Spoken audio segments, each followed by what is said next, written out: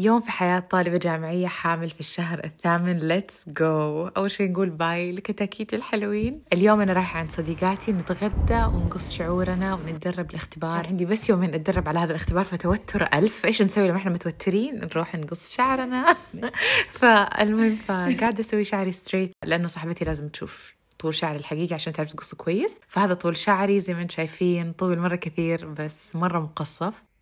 قصينا شعر ألكسندرا أول شيء، والحين شعري أنا. صراحة مع الحمل كنت مرة تعبانة فقلت لها قصي على قد ما تبغي، do whatever you want. مرة انبسطت على النتيجة، أول مرة شعري يكون بهذا الطول والكثافة والجمال هذا، فأنا مرة مبسوطة. هذا بصديقاتي، هذا ألكسندرا والعباطة المستمرة. المهم بعدين أنا وصديقاتي مشينا على الجامعة، رح نشترينا عشاء. هذه القلعة اللي جنب الجامعة حقتنا ومنظر الغروب مرة حلو. المهم أكلنا بتوتر أنا وألكسندرا، وبعدين رحنا على العيادة وبدأنا نتدرب. كان عندنا اختبار عملي نسوي فحوصات حقت عمى ألوان وحقت النظر لما يكون مزدوج. فهنا أنا كنت قاعدة أراجع مع صديقتي جوليا كل شيء مرينا فيه أو كل شيء درسناه. وحرفيا أنا كنت مرة خايفة من هذا الاختبار لأنه أبدا ما درست له كويس. بس يوم الاختبار وأنا رايحة قلت لنفسي يا إسراء، حتى لو ما نجحتي على الأقل أنت كسبتي شرف المحاولة وأنت ما استسلمتي وأنت جيتي.